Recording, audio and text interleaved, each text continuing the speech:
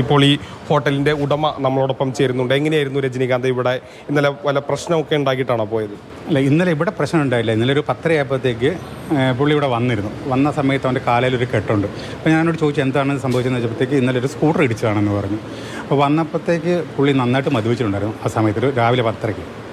അപ്പോൾ അങ്ങനെ മദ്യപിച്ച് കണ്ടു കഴിഞ്ഞപ്പോഴത്തേക്ക് ഉടനെ ഞാൻ അക്കൗണ്ട്സിലേക്ക് പറഞ്ഞിട്ട് അവിടെ കണക്ക് ക്ലോസ് ചെയ്ത് അവനെ പറഞ്ഞു വിട്ടേക്ക് ഇവിടെ നിർത്തണ്ട എന്ന് ഇന്ന് തന്നെ പറഞ്ഞു.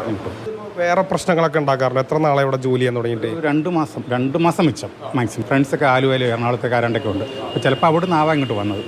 ഇവൻ്റെ കൂട്ടത്തിൽ ഇവിടെ തന്നെ നേരത്തെ ജോലി ചെയ്തിട്ട് പോയി ഇവൻ്റെ റിലേറ്റീവാന്ന് പറഞ്ഞാൽ ഞാൻ ആലുവയിലുണ്ടെന്ന് പറഞ്ഞു. ബാക്കിയുള്ള ജീവനക്കാരായിട്ട് സംസാരിക്കാറുണ്ടോ? സംസാരിക്കുന്നതൊന്നും പ്രശ്നമില്ല. നമ്മളോടൊക്കെ പൊളൈറ്റൊക്കെ ആയിട്ടായിരുന്നു.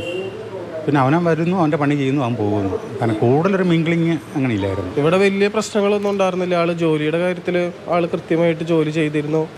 പിന്നെ മറ്റുള്ളവരായിട്ട് ഇടപഴകാനും കുഴപ്പമൊന്നും ഉണ്ടായിരുന്നില്ല. പുള്ളി അങ്ങനെ ചെയ്യുന്നു പ്രതീക്ഷിച്ചില്ല. ഈ വാർത്ത കേട്ടപ്പോൾ എന്താ പെട്ടെന്ന് തോന്നുന്നു? ഞാനൊരു 10-10:30 ആകുമ്പോഴേ റൂമിലേക്ക് പോവുള്ളൂ. റൂമിൽ ചെന്ന് ന്യൂസ് വെച്ചപ്പോഴാണ് സംഭവം കാണുന്നത്. പെട്ടെന്ന് ഇവനെ കാണുകയും ചെയ്തു. കാണുമ്പോൾ അത് ഭയങ്കരമായിട്ട്. അപ്പോൾ ഇന്നലെ 11:30 വരെ രജനീകാന്ത് ഇവിടെയായിരുന്നു. അതിനുശേഷമാണ് ട്രെയിനിൽ കയറി പോവുകയും ഈ സംഭവങ്ങളൊക്കെ ഉണ്ടായത്. AV മുകേഷിനൊപ്പം ഗോകുൽ VS, മാതൃഭൂമി ന്യൂസ്, തൃശ്ശൂർ.